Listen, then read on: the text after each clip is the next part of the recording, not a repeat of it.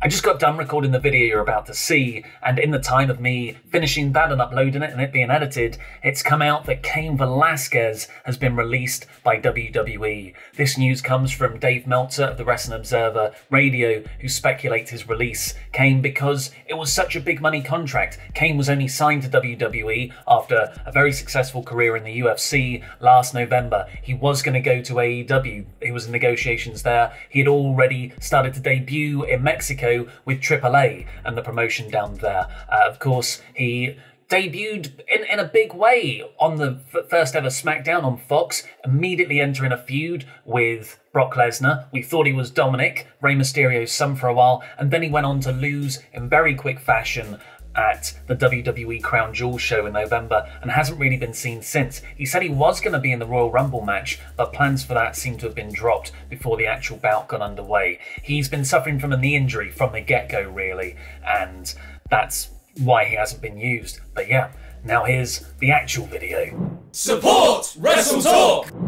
It wasn't just main roster talent like Rusev, Kurt Angle, Eric Rowan and Luke Gallows and Carl Anderson who were released as part of WWE's Black Wednesday cuts almost 2 weeks ago. The company let go or furloughed a reported 40% of their workforce, from long-time backstage producers like Billy Kidman and Fit Finlay to the SmackDown writer responsible for the Mandy Rose and Otis storyline and back office staff. Unlike the main roster talent though, WWE hasn't publicly announced who they've let go, meaning we're still finding out about the releases of backstage producers and NXT talent through their individual social media accounts or online reports. And now, after news came out that longtime WWE director Kerwin Selfies had been let go, who had been with the company since 1984, the release of another of the promotion's longest tenured employees has been confirmed. 73-year-old Gerald Briscoe was also first employed with WWE in 1984, where he has been responsible for some of the biggest moments in WWE and wrestling history in his 3.5-decade-plus career there. It was him and his brother Jack who convinced Georgia Championship Wrestling to sell to Vince McMahon in the early 80s, a huge step in WWF's market domination at the time, which led to Gerald becoming one of Vince McMahon's most trusted advisors, amongst the handful of people to know about the Montreal Screwjob in advance, and was a top WWE talent scout responsible for first seeing the potential in Brock Lesnar, which turned out pretty well. As always, make WrestleTalk.com your homepage for more updates as news of releases is still coming out. And also because we do exclusives now, don't you know?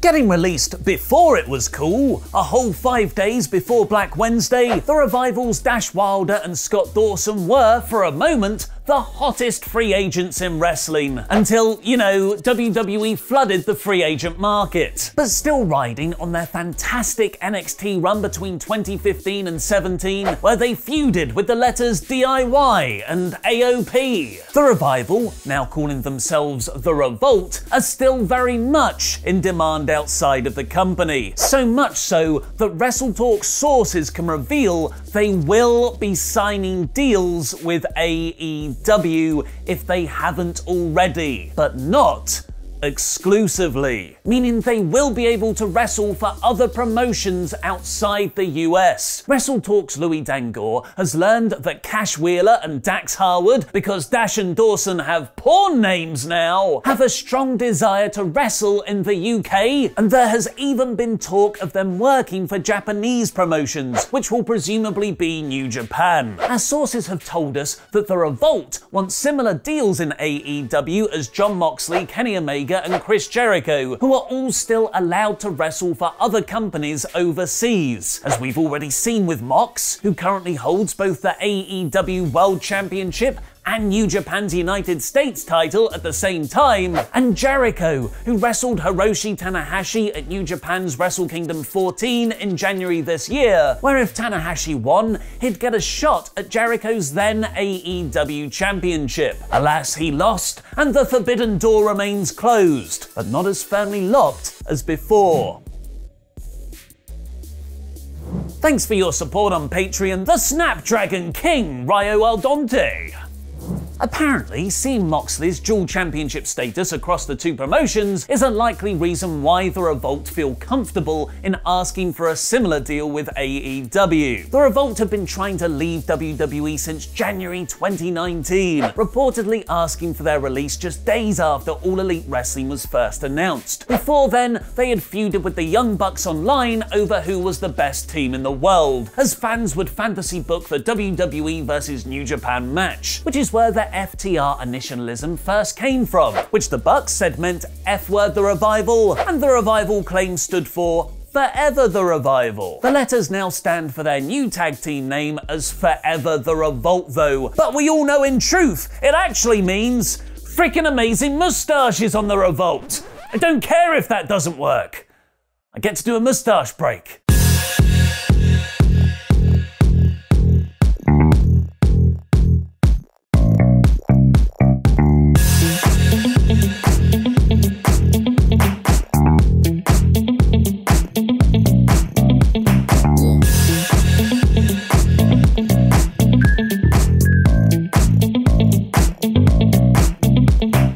Supporting our report, the Revolt to AEW confirmed teasers are no longer just coming from Jim Ross and Arn Anderson's podcasts, where they've praised them as one of the best teams in the world, but now also from co-executive vice presidents the Young Bucks and episode 201 of their Being the Elite series. At the end of yesterday's installment, the Young Bucks said they need to do just one more thing before Being the Elite ends, before looking at a message in the sky with the cliffhanger letters FTR. CM Punk to AEW, I mean, the Revolt to AEW confirmed. What feuds do you want to see from the Revolt in AEW and New Japan? Let me know in the comments because I'll be replying to people from out of quarantine. But the Revolt aren't the only tag team to have been recently released from WWE, with the Good Brothers Luke Gallows and Carl Anderson also being let go from the company. Carl Anderson has already teased a return to New Japan, where him and Anderson were originally signed from, but it seems Gallows has some slightly different plans. Porn. It sounds like porn. Gallows has filed a name for the trademark Sex Ferguson, a character he portrayed on Colt Cabana's Wrestling Road Diaries, while also playing the PG version of the character Tex Ferguson in WWE's 80s parody promotion Southpaw Regional Wrestling. This follows Dash Wilder and Scott Dawson changing their names to Cash Wheeler and Dax Harwood respectively. Quarantine sure is making people horny. For trademark filings, the Revolt, Zack Ryder, Cody Rhodes and now Luke Gallows, there is currently a rush on wrestling trademarks, and it's led to WWE and AEW once again butting heads. Amongst Cody's many recent filings, WWE are now opposing his claims on the WCW pay-per-view names Slamboree and The Match Beyond. Cody originally filed for them in November 2019, but for legal mumbo-jumbo reasons, they were only published on March 24th, where WWE quickly filed an opposition. Slamboree was a WCW pay-per-view created by Cody's father Dusty Rhodes while he worked for the company, whereas The Match Beyond refers to the War Games match, which WWE has held the trademark for since 2019. But now here's something completely different, with the 27th of April episode of WWE Raw in about 4 minutes. Raw opened on the very welcome voice of Samoa Joe back on commentary, and MVP hosting a VIP lounge segment in the ring with Raw's qualified wrestlers for Climb the Corporate Ladder match, Rey Mysterio, Apollo Crews and Aleister Black. But before they could get to talking, Zelina Vega and her gang of sexy men, what heels, interrupted to set up a 6-man tag. No surprise considering the wrestlers involved, this was really good, running through multiple commercial breaks and multiple Angel Garza costume changes. Mysterio and Andrade, as always, have incredible in-ring chemistry, and Crews continued to impressively gather momentum, getting a shock pin on Andrade for the win. Caruso alert!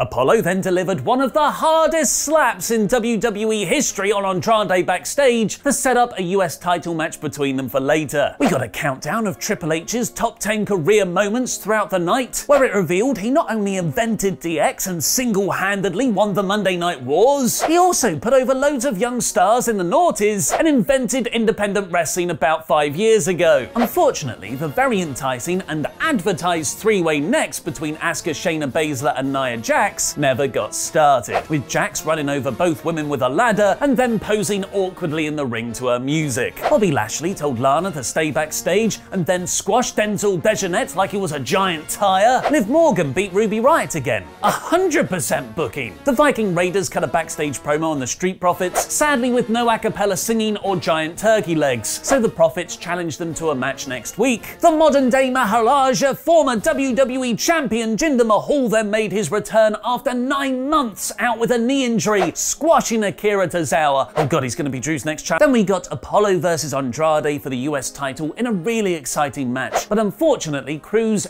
injured his knee after a moonsault off the apron, which he made worse with a standing moonsault. And then the referee had to stop the match when Apollo couldn't continue after missing a top rope moonsault. Dude, in kayfabe, maybe stop with the moonsaults if you've hurt your knee. It was a weird way to protect Apollo's push, where WWE have now announced he's pulled from the Climb the Corporate Ladder match. Oh god, Jinder Mahal's going to be his replacement and win. Hopefully Heyman has something good in store for Cruz. The Vince McMahon pulled my push support club, Ricochet and Cedric Alexander, beat their most obvious enhancement talent yet, Everrise, name of your mid-noughties metal band. And then MVP challenged them with their next fearsome opponents, Shane Thorne and Brendan Vink, the same guys they beat easily last week. And the main event was a terrific contract signing between badass swearing babyface Drew McIntyre and black suit and glove wearing heel Seth Rollins. McIntyre awesomely told Rollins he's full of S-word and to stop talking, a reference not just to Seth's egotistical messiah gimmick, but also his egotistical real-life social media. And then he slammed his head into a table. Drew was attacked by Rollins' missing buddy, Murphy, and after looking like he was going to beat him up for a tense moment, Seth embraced Murphy after their time apart, but then got out of the way just in time for Murphy to take a claymore, letting both Seth and Drew stand tall. This had all the intensity of a backstage sit-down interview segment just in the ring, with both men talking in hushed tones and action movie-like macho whispers. Everything is working with this feud right now. That was this week's Raw in about 4 minutes. Let me know your thoughts in the comments down below and give your rating by clicking the I above my head. I really enjoyed this episode, but the limited roster is starting to become repetitive. WWE desperately needs Raw to go 2 hours. That said, I'm incredibly into Drew as the champion and pretty much everyone else on the show too. This week's Raw is core. Adam Blompier's brand new fantasy booking video is live now on Parts Unknown, and it is a big one. How WWE should have booked Roman Reigns' initial babyface run away from the Shield. Click the video on the right to watch that now. And has Zack Ryder's AEW move been leaked? Click the video below that to find out. And support WrestleTalk. Get your thumbs up shirt by clicking the link in the video description below. I've been Ollie Davis, and that was wrestling.